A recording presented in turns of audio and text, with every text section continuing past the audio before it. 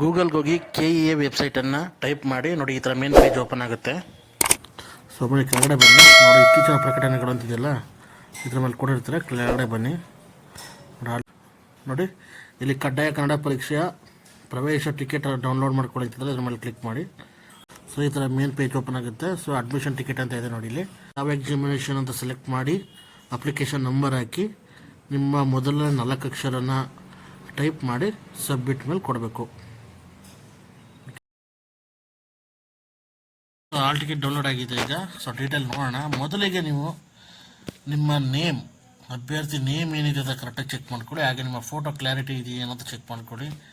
Clarity ಇದ್ದರೆ ನೀವು ಎಕ್ಸಾಮ್ಗೆ ಫೋಟೋ ತಗೊಂಡೋಗೋ ಅವಶ್ಯಕತೆ ಇರೋದಿಲ್ಲ.